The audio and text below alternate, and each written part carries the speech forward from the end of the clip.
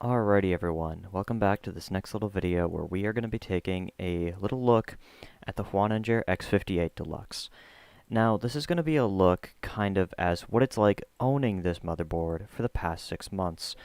And you're going to have to bear with me if I end up messing up on a few things, because I was trying to put all of the information that I could think of when it comes to this motherboard into one video, and I realized I've talked about this thing so much that there's some stuff that I had actually gotten wrong in the past that I need to correct in the future. So if the video does get a little bit longer, please note that it's because I just want to give the most full and comprehensive discussion about what I know about this motherboard. So thank you, and let's get started.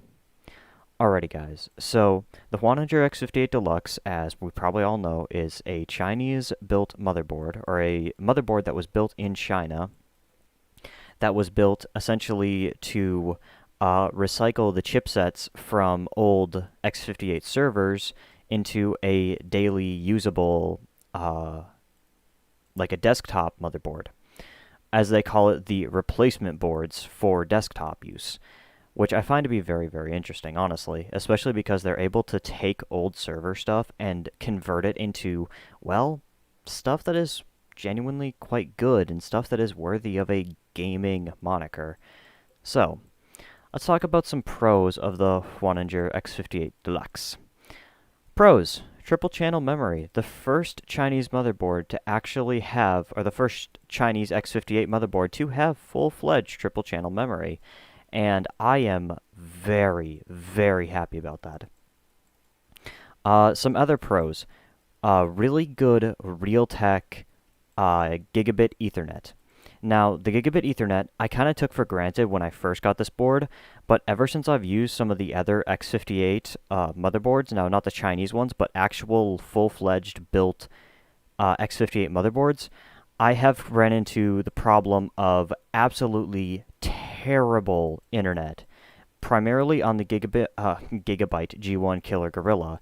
They tried to use this, was it Bigfoot internet nick, that was supposed to be super advanced and super far ahead of its time, but let me tell you, it was more of a nuisance than anything. Okay, so some other pros. The actual chipset on this motherboard is the Intel 5520. Now, the 5520, from my understanding, is actually one of their higher-end chipsets from some of their more expensive server motherboards, which I can honestly say it does work very, very well. So another pro of using these Chinese motherboards is genuine stability. Now, I've used a lot of different X58 motherboards now. I've used a bunch from MSI, a couple from EVGA, a Gigabyte one, being the Gigabyte G1 Killer Gorilla, what I thought was going to be the end-all, be-all of motherboards, and I have not had as much stability with them as what I have with this. This motherboard, if you just were to buy it, take it out of the box, put in a processor that they recommend with it, and just use it, you probably will never see a crash, or the only times you may see crashing is many, many years down the line, when it finally gets completely outmoded. But as of right now, as of the time of recording this video, July of 2020, when I bought this, December of 2019, I have yet to crash on this motherboard. I have had days where I have gamed for 8 to 10 hours almost straight, or where I have been rendering out large video files or compiling large data sets for hours and hours. I think the longest video render I did was about 6 hours, and in that 6 hours, I did not have any crashes, I did not have any failed renders, I did not have any problems whatsoever.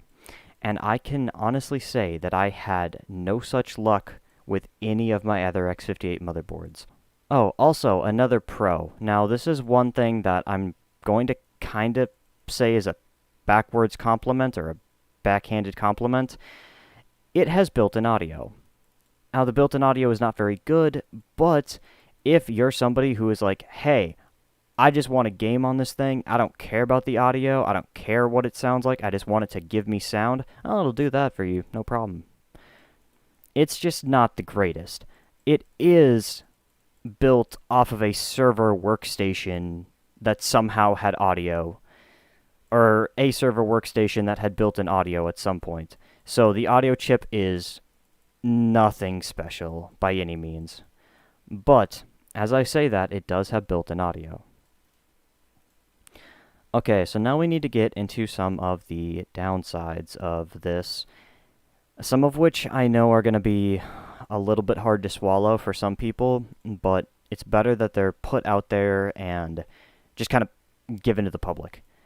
This motherboard is not for overclocking. Now, I have made it no question that this motherboard has been designed and essentially built off of server chipsets and server components, meaning that yes, it is on LGA 1366, but that does not mean that it is a true X58 system. Now, some of the chipsets that I've heard about on this motherboard will register as X58, but then my particular board does register as 5520. So I'm not exactly sure on if mine is just a different manufacturer, or mine's a different run of the manufacturing process. But as far as I'm aware, all of them are running the same chipset. Okay, so another downside is that the BIOS for these motherboards are very, very odd. They don't exactly like, how would I put this? They don't exactly like being meddled with. Trying to use, I think it was a utility called Read Everything to try and read the CPU clock generator, and all I got was error 00000, where everything was coming up as zeros. When I tried to use set frontside bus, the overclocking utility, all I got was errors. And when I put in an overclockable W3680 into this motherboard, I was not able to use ECC memory, but I was able to overclock it using Intel's Extreme Tuning utility. Now, an older version of Intel's Extreme Tuning utility than what is currently available, because in the most recent update to Intel's Extreme Tuning utility, it actually disables the ability to use it with our current motherboard, with the HUANANZHI X58 Deluxe. So you have to download a slightly older version of Intel's Extreme Tuning utility, but it is still available. So, it is available as of July of 2020. So, with all of that kind of being said, how there is some oddities to this, why would I still say that it's a really good value board? Well, because it is. If you were to buy one of the factory's kits, being where you get the processor, the memory, and the motherboard, the value for money is absolutely insane. Especially being this whole coronavirus situation where finding computer parts at times is difficult, to say the least. Now, the American used market is not in great shape, to the point where even X58 boards that before would have been selling for maybe 100 to 110 are now going for 120 to 150, which I can understand why, but at the end of the day, it doesn't change the fact that it is still very, very overpriced for what it should actually be valued at.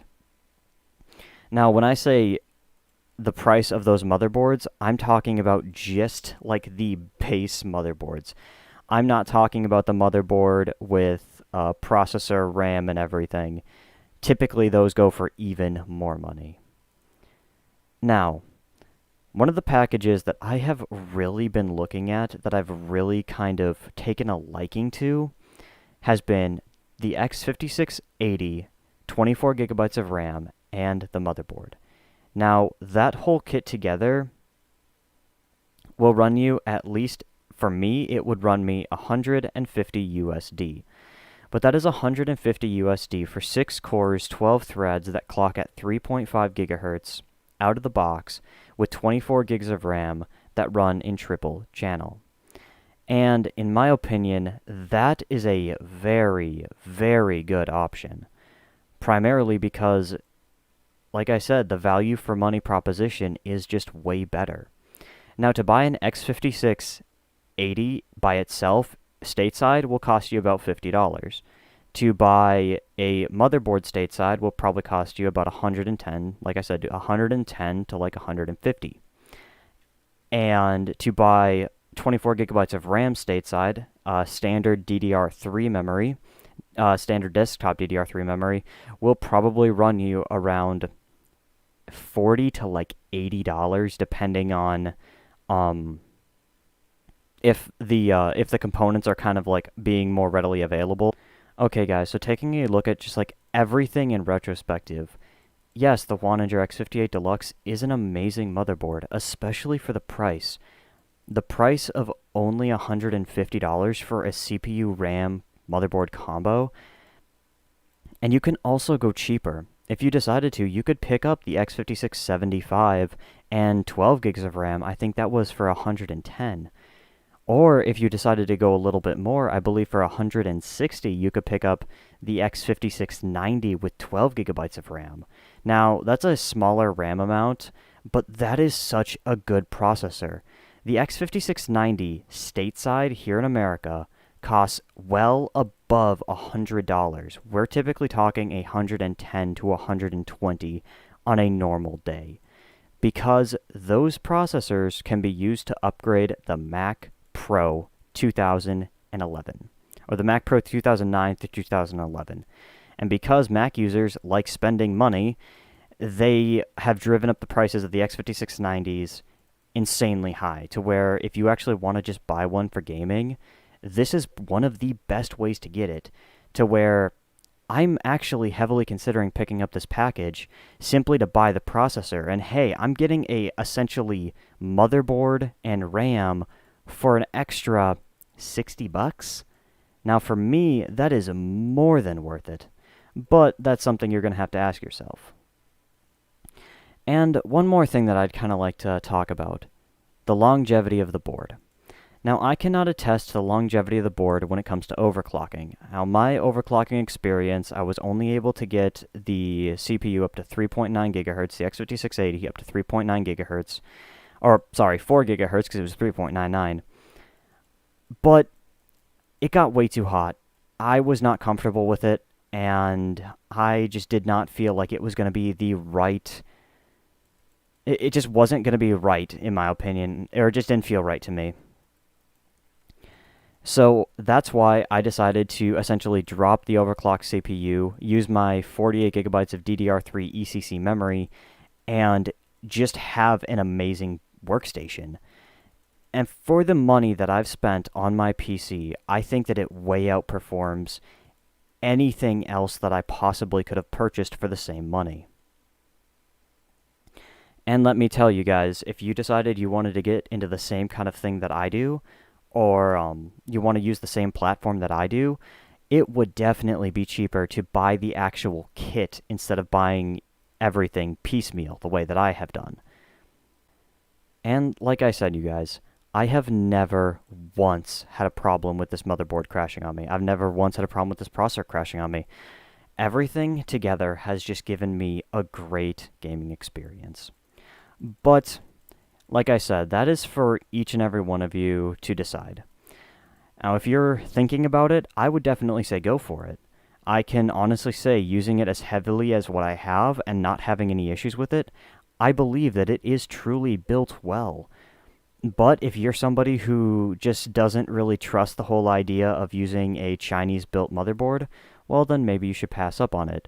Not because it's bad, but because if you simply don't feel comfortable with using it, well, then that's up to you.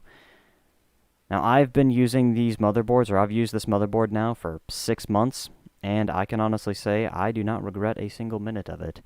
And I don't regret a single dollar that I spent on this thing. I game on it, I stream on it. I pushed this system way further than what I thought I was going to be able to, and I've really shown myself. Now, I don't think I really need to rationalize it to a bunch of you, because a lot of my actual, subscribers that watch these videos, that really like this content, have already told me that they know exactly what X58 can do, and I guess I'm more showing myself what it can do than showing them what it can do. And let me tell you, if you guys wanted to get into X58, using X58 as like a daily gaming PC rig, that's not a bad idea, especially for the value for money. But I think I'm going to wrap it up here today, so thank you very much for watching, thank you very much for listening. I know I was kind of rambling, but I genuinely do believe that this is a great platform, a great motherboard, and a great system to get into.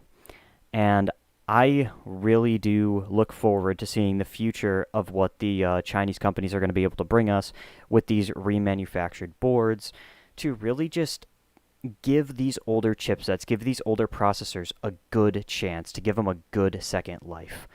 I do plan on looking into some other platforms as well, being LGA 1155, 2011 V1, V2, and V3, so being X79, X99, and then the i7 920, or not 920, sorry, the i7 2600. There is a lot of different kind of platforms and CPUs that I'd like to look into, but unfortunately, as of right now, being that the whole COVID situation is going on, it has waylaid shipping. But I do hear that things are starting to get better, especially for shipping times. But I have talked long enough. Thank you very much for listening. Thank you very much for watching, and I will see you all later. Peace out.